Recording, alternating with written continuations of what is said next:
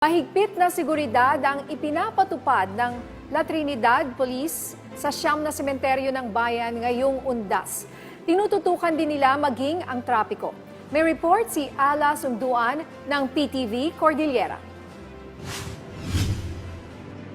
Maayos ang daloy ng trapiko patungo sa mga sementeryo dito sa La Trinidad, Benguet. Ito'y bunsod na rin ang ipinapatupad na one-way traffic scheme tulad sa mga daan patungo dito sa Buyagan Public Cemetery. Sa Barangay Buyagan matatagpuan ang tatlong magkakasunod na sementeryo. Ayon kay dating Benguet Board Member Robert Namoro na nagsilbi ring punong barangay dito na mahigit 10 taon, makasaysayan din ang kwento ng mga ito. Itong lupa ng Veterans Memorial Park at Buyagan Public Cemetery ay donasyon ng pamilya Galwan, partikular si Lolo Wagnel Galwan. Malawak yung lupa. Very generous kasi yung matanda na yon.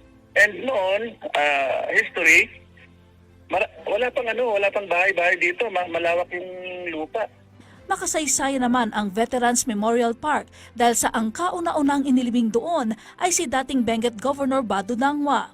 Maganda rin ang tanawin dito dahil tanaw ang La Trinidad Valley at bulubunduking bahagi ng bayan.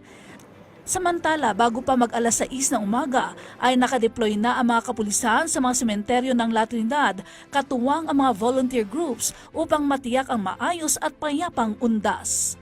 Meron tayong dineploy na police personnel na 105 sa lahat ng 9 na cemeteries ng La Trinidad. Aside from that, meron din tayong dineploy na full force multiplier natin na umigit kumulang 50 na katao yun. Ala Sunduan para sa bayan.